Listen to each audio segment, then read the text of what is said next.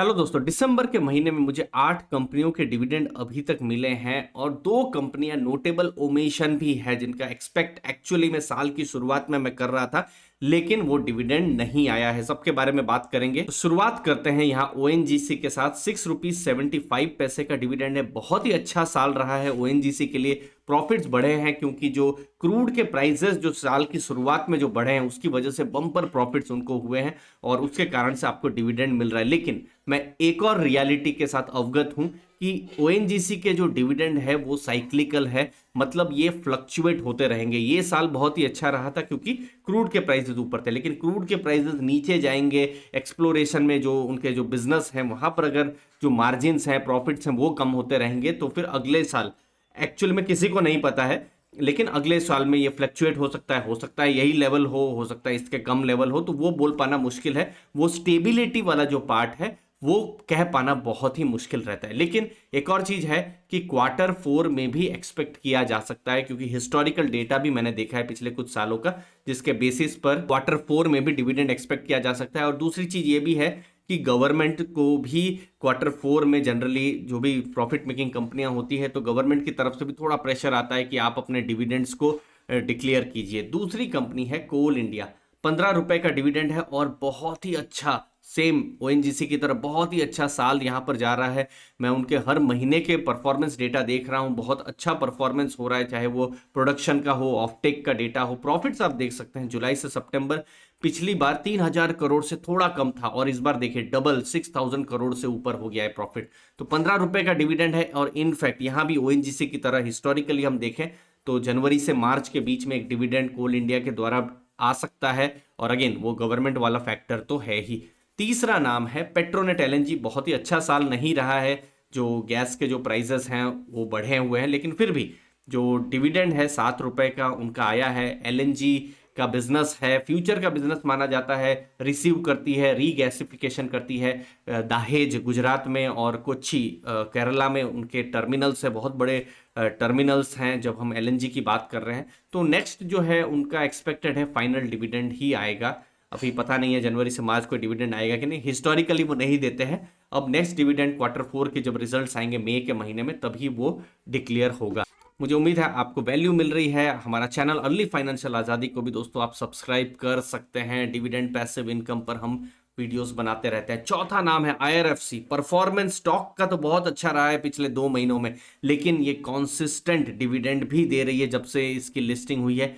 80 पैसे का डिविडेंड है। अभी देखिए 32 रुपए के प्राइस में 80 पैसा बहुत नहीं दिखाई देगा, लेकिन जब डिविडेंड डिक्लेयर जब हुआ था उस समय में आप देखेंगे तो शेयर प्राइस 22-23 के आसपास था। इनफैक्ट अगर आप आईपीओ का भी प्राइस पकड़े तो 26 रुपए के आसपास था, तो वो भी 3% की यील्ड थी। लेकिन अगर हम हिस्टोरिकली देखें तो एक और ये जो एनबीएफसी है रेलवे की, एक और जो डिविडेंड है वो क्वार्टर 4 का जब रिजल्ट आएगा मई के महीने में तब वो एक और जो है डिविडेंड डिक्लेयर करते हैं। फिर डिविडेंड डिक्लेयर करने के बाद फिर एक्स डेट रिकॉर्ड डेट आती है, वो 2-3 महीने के बाद आती है और फिर पेमेंट आता है। तो अभी बहुत रिसेंट में तो अगले 3-4 महीनों में तो अभी कुछ नया डिविडेंड एक्सपेक्ट नहीं है, लेकिन क्या वो सरप्राइज करेगी वो बहुत ही इंटरेस्टिंग रहेगा देखना। अगला नाम है राइट्स। ये कंसिस्टेंट डिविडेंड दे रहा है। अगेन इसका भी शेयर प्राइस बहुत बड़ा है, रेलवे की कंपनी है। लेकिन जब मैं राइट्स की बात कर रहा हूं तो ऑलरेडी 4.5 का डिविडेंड तो अभी मिला हुआ है और क्वार्टर 1 में भी उन्होंने 3.5 का डिविडेंड दिया था। तो ओवरऑल मुझे 8 रुपए का डिविडेंड ऑलरेडी मिल चुका है, क्योंकि एक अगस्त सितंबर के समय में और एक अभी के टाइम में जो डिविडेंड मिला हुआ है। तो कॉन्सिस्टेंट उनका डिविडेंड आ रहा है। और इनफैक्ट मैंने हिस्टोरिकली देखा डेटा के हिसाब से कि क्वार्टर 4 में भी जनवरी से मार्च जो है वहां पर भी वो डिविडेंड को डिक्लेयर कर रहे हैं। तो इंटरेस्टिंग अगेन राइट्स में भी रहने वाला है। अगला नाम है इप्का लैब। एक्चुअली में ये मैं कहूंगा कि ये डिविडेंड स्टॉक नहीं है, ठीक है। 4 रुपए का डिविडेंड आया है, एक साल ही आता है और शेयर प्राइस भी देखिए 800 850 में 4 रुपया बहुत बड़ी यील्ड नहीं है, लेकिन डिविडेंड आया है। और देखिए डिविडेंड आया है तो कोई चीज में खराब नहीं है। लेकिन अगला डिविडेंड अगर इप्का लैब की भी हिस्ट्री का देखें तो अगले साल मतलब यही नवंबर में ही एक्सपेक्टेड रहेगा। बट यहाँ पर मैं एक्चुअली में ग्रोथ का एक्सपेक्टेशन कर रहा हूँ कि उनके जो रिजल्ट्स हैं, उनके जो मार्जिन जो कंप्रेस हुए हैं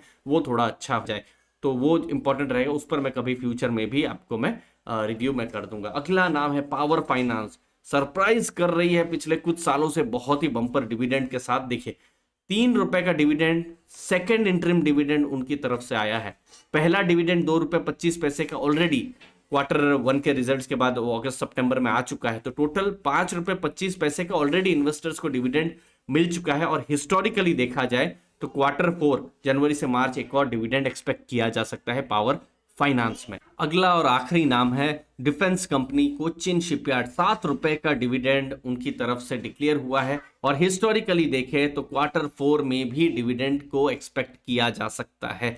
अब दो नोटेबल ओमिशन, जब 2023 की शुरुआत हुई थी दोस्तों, तो इन दोनों कंपनियों पर मैं एक्सपेक्ट कर रहा था कि डिविडेंड आएगा, लेकिन कहीं दुनिया में एक जगह में लड़ाई हो गई रशिया और यूक्रेन के बीच में, और तेल के प्राइस ऊपर हो गए और इन दोनों को लॉस हुए हैं। और चूंकि लॉस हुए हैं तो फिर अब डिविडेंड कहां से देंगे, तो अभी मैं डिविडेंड का एक्सपेक्टेशन नहीं कर रहा हूं।